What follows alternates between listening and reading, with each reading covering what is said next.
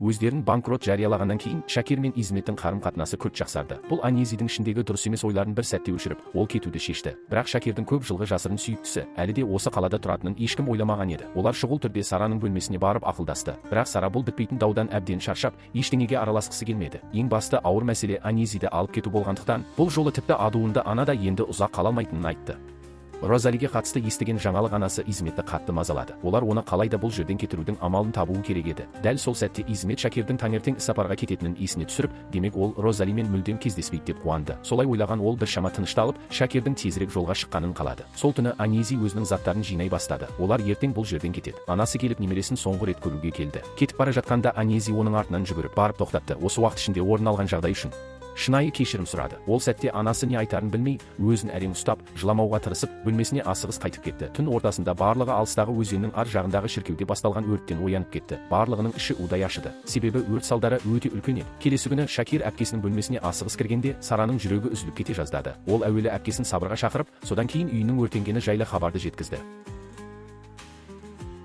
Қағаздағы хабарды көріп ол одан бетер састы. Бәрін өз көзімен көру үшін бірден барғысы келді. Бірақ Шакир оны жібергісі келмеді. Апайын қорғағысы келді. Алайда Сара ешкімнің сөзін тыңдамады. Осы шуға бүкіл үйдің адамдары жиналып қалды. Айша әпкесінің үйі өртенгенін ести сала қатты абыржып, үйдегі заттардың жағдайын сұрай бастады. Бұл өрт бәрінің қайта басын қосты. Үй жоқ болса, Анези де бұл жерден кете алмайды. Бұдан кейін олар бәріне қалай төтеп бермек?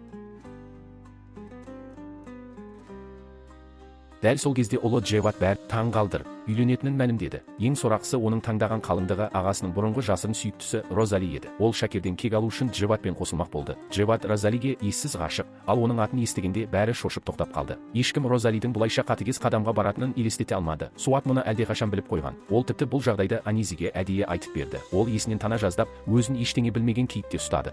Кім Розали туралы бір жаман сөз айтса, Джеват сонымен қырқыса кетуге дайын. Дәл сол сәтте Измет сөз алуға мәжбүр болды. Ол орнынан тұрып, мен қарсымын деді. Шакирде бұл некеге қарсы екенін, олардың бір-бірін дұрыс танымайтынын айтты. Суат әдейі ағасын жұбатып, әкесінің тексеруінен кейін бір шешімін айтады деп сендірді. Джеват мақтанышпен Розалидің әкесі профессор екенін айтып мақтанды. Бұны естігенде Суат одан бетер қуанып, мұндай жақсы отбасына қалай қарсы болуға болады деп ойлады. Өзген қатты қорықты. Егер Джеват олардың бәрін жасырын мазақ етіп жүргенін біліп қойса, ол сөзсіз күйреп түседі деді. Ал Розали ештеңеге алаңдамай, әркім махаббатта бір рет ауырсынуы керек. Уайымдама, мен не істеп жатқанымды білемін деді. Кешке Суат Розалидің қаншалықты қу екенін айтып ләззаттанып отырды. Ол әйелдің мықтылығын мойындады. Әкесін басқа әйелді сүйіп қалғаны үшін оны тастаған екен деді. Мұны естіген Анизи әрең шыдап, бөлмеден жүгіріп шығып, Изметке барып жағдайды айтып жылап жіберді.